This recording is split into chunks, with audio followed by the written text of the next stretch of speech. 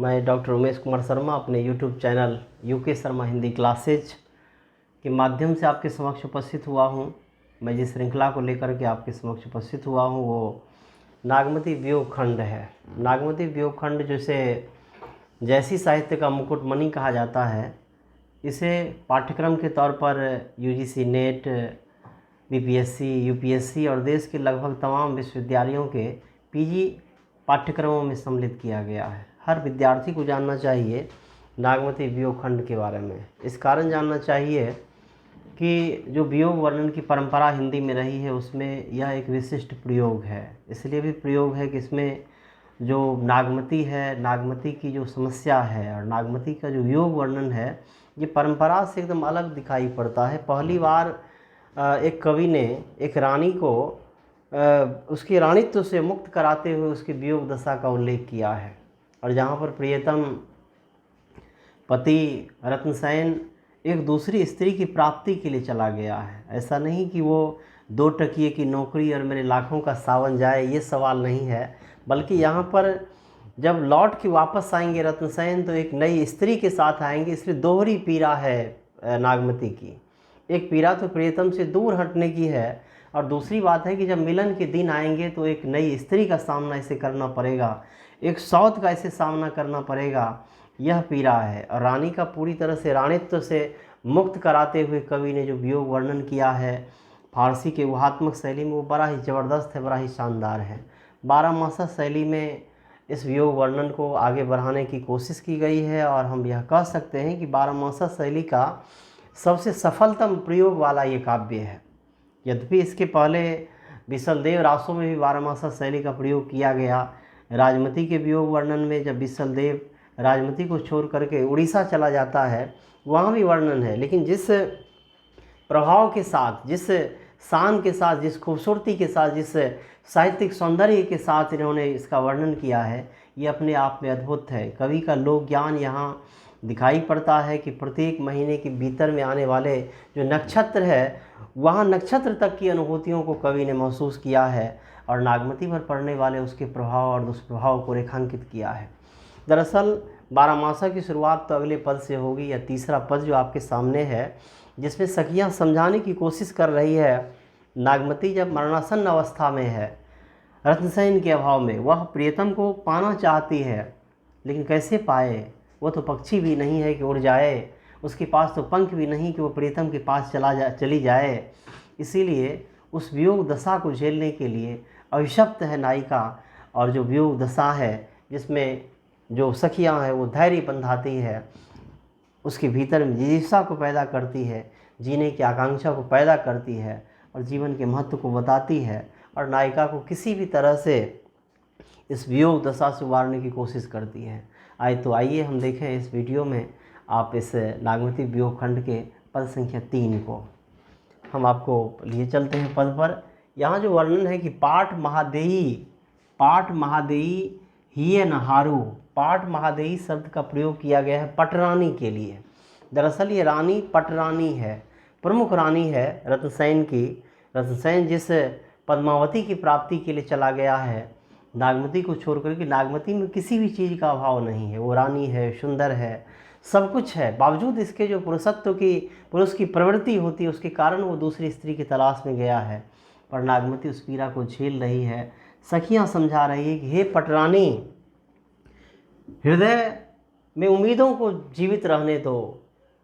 यहाँ कहती है कि पाठ महादेई हिय नहारो, हे पटरानी अपने हृदय का हरण मत होने दो, अपने भीतर में उम्मीद को जिंदा रहने दो। कहा जाता है कि सबसे बुरा होता है सपनों का मर जाना। इसके भीतर का जो स्वप्न है, जो आकांक्षाएं हैं मिलन की, उसे जीवित रखने के लिए ये निवेदित करती है उनकी सखियाँ। आगे कहती है कि समुझी जीव चित्त चेतु संभारो। वो कहती है कि जीवन के महत्व को समझो, अपने में चेतना लाओ, सजग हो और धैर्य के साथ इस जीवन के महत्व को समझते हुए दरअसल इस जीवन का वर्ण करो। यह सखियाँ निवेदित करती है, यह आग्रह करती है। भंवर कमल संग होई मेरावा, अनेक उदाहरणों से नायिका को उबारने की कोशिश की जा रही है। भंवर कमल संग होई मेरावा, कि भंवरे का कमल के साथ मिलन होगा। यहाँ भ्रमर रूपी जो रत्नसेन है उसकी तलाश है यहाँ कमल को, कमल रूपी नागमती को। और सखियाँ कहती है कि जिस प्रकार भंवरे से मुलाकात हो जाती है कमल की, जिस प्रकार भ्रमर रसपान के लिए कमल के पास आ जाता है, ठीक उसी प्रकार रत्नसेन एक नियत अवसर पर आएगा, एक नियत समय में आएगा। और यह उम्मीद जगाती है उसके भीतर में। सवरी नेह मालती पह आवा, जब उसे अपने प्रेम की स्मृति आएगी, जिस प्रकार पुष्प के रस की स्मृति आते ही लौट आता है भ्रमर, ठीक उसी प्रकार से रत्नसेन भी तुम्हारे प्रेम, तुम्हारे जीवन रस, तुम्हारे सौंदर्य को महसूस करके लौट आएगा। यह नायिका को उपदेशित किया जा रहा है और सखियाँ ये समझा रही हैं। पपी है स्वाति सो जस प्रीति, यहाँ कहा गया है कि जिस प्रकार पपीहा का प्रेम स्वाति नक्षत्र के उस बूंद से होता है, जिस बूंद के लिए वह अपने प्यास को रोक करके वर्षों वर्षों महीनों महीनों इंतजार करता है। कहती हैं सखियाँ कि टेकू प्यास बांधू मन थी, जिस प्रकार वह प्यास को रोक करके अपने मन को अस्थिर रखती है, ठीक उसी प्रकार यह समय है जब तुम्हें मन को अस्थिर रखने की आवश्यकता है, जब तुम्हें तुम्हारे भीतर में धैर्य को उत्पन्न करने की आवश्यकता है। कबीरदास ने भी कहा है कि मन के हारे हार है, मन के जीते जीत। इसीलिए मन की जो हार है उस हार से मुक्त कराना चाहती है सखियाँ। और वो कहती है कि जिस प्रकार अपने प्यास को रोक करके उस स्वाति बंद के इंतज़ार में वो पपीहा रहता है, ठीक उसी प्रकार तुम्हें भी रत्नसेन के इंतज़ार में रहना होगा और तुम्हारा भी मिलन उसी प्रकार होगा जिस प्रकार पपियों को वो स्वाति का बंध अवश्य प्राप्त हो जाता है एक नियत समय पर। धरती ही जैसे गगन सो नेहा, जिस प्रकार धरती आकाश से प्रेम करती है। धरती को स्त्री रूप में और आकाश को पुरुष रूप में व्याख्यायित किया गया है भारतीय वाङ्मय में। यहाँ भी बताया गया है कि जिस प्रकार धरती प्रेम करती है आकाश से, लेकिन इस प्रेम का आकाश कभी न कभी प्रतिदान भी देता है। कभी भी प्रेम खाली नहीं जाता है, प्रेम हमेशा प्रतिदान देता है। इस यहाँ भी देखते हैं कि धरती जब प्रेम करती है आकाश से, तो आकाश उस प्रेम का प्रतिदान देता है जब एक नियत समय आता है।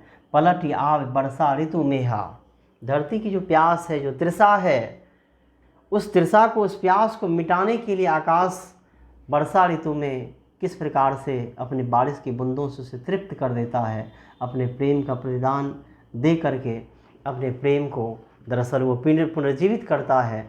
इसी प्रकार से यहाँ पर नायिका को उपदेश दिया जा रहा है कि जिस प्रकार धरती नेह करता है, प्रेम करता है आकाश से, ठीक उसी प्रकार तुम्हें भी प्रेम करना चाहिए अपने रत्नसेन से, और प्रेम का प्रतिदान अवश्य तुम्हें प्राप्त होगा।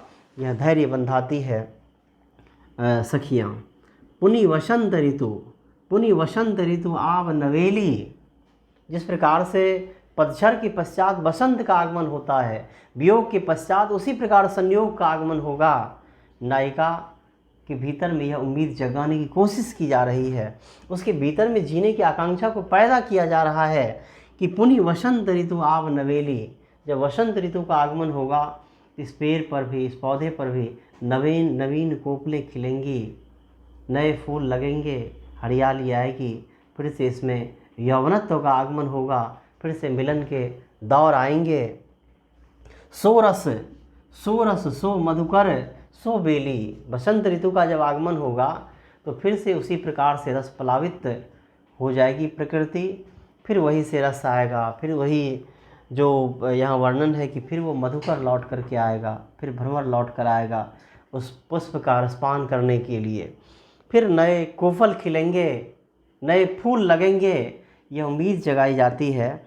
यहाँ सखियाँ पूरी तरह से नागमती के भीतर में उम्मीद जगाने की कोशिश करती है और बताती है कि रत्नसेन अवश्य आएंगे और तुम्हारा मिलन भी अनिवार्य रूप से होगा। जिन यस जीव करसितु बारी, जिन यस जीव, जीव मतलब जीवन, कहती है कि अभी जो वियोग का समय है, इस वियोग में अगर तुम धैर्य के साथ अपने जीवन के महत्व को समझ लो और जीवन की रक्षा का प्रयत्न करो, जीवन का तुम वरण करो, तो निश्चय ही मिलन के भी दौर आएंगे।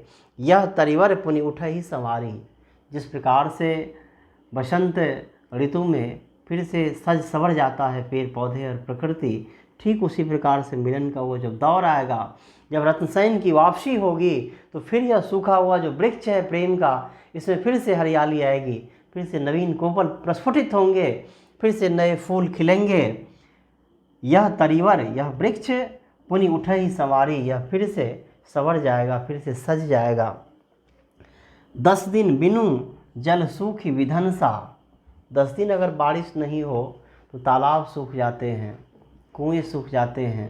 कहती है सखियाँ कि जिस प्रकार से बारिश नहीं होने से विध्वंस की अवस्था आ जाती है, सूख जाते हैं जल सरोवर के, लेकिन फिर से जब वर्षा का ऋतु आता है तो किस प्रकार से उसमें फिर से हरियाली आ जाती है। यहाँ वर्णन है कि पुनि सोई सरोवर सोई हंसा।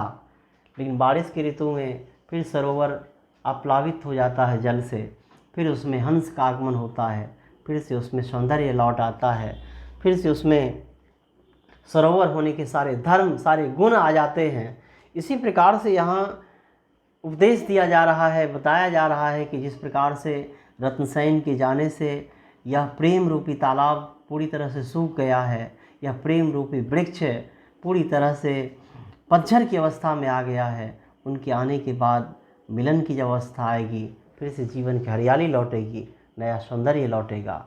और इस प्रकार से यहाँ यह उपदेश है। आगे वर्णन है, आप लोगों को मैंने बताया था कि ये जो टेक है वो प्रत्येक पद में है, प्रत्येक पद में जो लिखा गया है वो चौपाई में है और दोहा से पद में टेक लगाया गया है। यहाँ भी आप टेक में देखेंगे लगभग सारे के सारे भाव संयुक्त होकर के यहाँ प्रस्तुत हो जाते हैं। हम इस टेक को देखेंगे यहाँ कि मिलहि जो बिछुरे साजन अंकम भेटी गहंत। वो कहती हैं कि तुम्हारे साजन, तुम्हारे प्रियतम, तुम्हारे रत्नसेन जब आएंगे तो अंग से अंग लगा करके मिलेंगे, अंग से अंग लगा करके तुमसे प्रेम करेंगे। मिलहि जो बिछुरे साजन, जो साजन बिछुड़ चुका है, जो साजन तुमसे दूर हो चुका है, वह साजन जब लौट कर आएगा तो वह तुमसे मिलेगा, वह तुमसे प्रेम करेगा और तुम्हारे अंगों से अंग लगा करके वह तुम्हें स्नेह देगा, तुम्हें वह प्रेम से प्लावित कर देगा। यह कहती है आगे है कि तपनि मृगेश्रा जे सहे शो अद्रा पलुहंत। जो धरती दरअसल मृगेश्रा ऋतु जो बैसाख महीने में बहुत तीव्र धूप को लेकर के आता है, जिसमें धरती फट जाती है। यहाँ वर्णन है कि जब जो धरती मृगेश्रा नक्षत्र के ताप को झेलती है, वही आद्रा नक्षत्र में आकर के प्लावित हो जाती है, तृप्त हो जाती है, उसकी प्यास बुझ जाती है। ठीक उसी प्रकार यहाँ नायिका के भीतर में धैर्य को उत्पन्न करने की कोशिश की जा रही है। और यहाँ बताया जा रहा है कि वास्तव में जो वियोग को झेल रहा होता है या झेल रही होती है, वही प्रेम के सच्चे आनंद की प्राप्ति करती है। यहाँ हम यह देखते हैं कि इस पद में जो नायिका की अवस्था है वो अत्यंत दयनीय है। वहात्मक शैली में नायिका की मरणावस्था का वर्णन कर दिया गया है।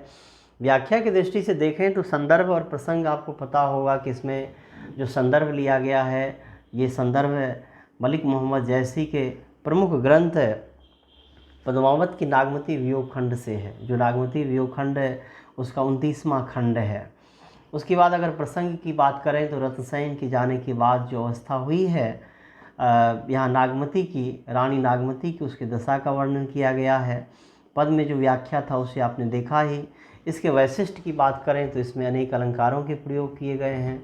इसमें वियोग श्रृंगार के जो रूप हैं वह दिखाई पड़ रहा है, अवधि भाषा के लोक रूप के प्रभाव दिखाई पड़ रहे हैं, और कवि का जो लोक ज्ञान है उसकी परिपक्वता दिखाई पड़ रही है कि कवि अनेक नक्षत्रों के माध्यम से, अनेक उदाहरणों के माध्यम से नायिका की वियोग दशा का उल्लेख कर रहे हैं। इसीलिए यह पद जो है वो बहुत ही सुंदर है, आपने इसे समझा होगा। आप सबों से निवेदन है कि यह श्रृंखला मैं निरंतर आपके समक्ष लेकर के आता रहूँगा। आप सभी लोग हमारे channel UK Sharma Hindi classes को सब्सक्राइब कर लेंगे, लाइक करेंगे, शेयर करेंगे, अधिक से अधिक दोस्तों तक पहुंचाने की कोशिश करेंगे। हम यह सेवा निरंतर जारी रखना चाहते हैं। फिर मिलेंगे तो बात होगी।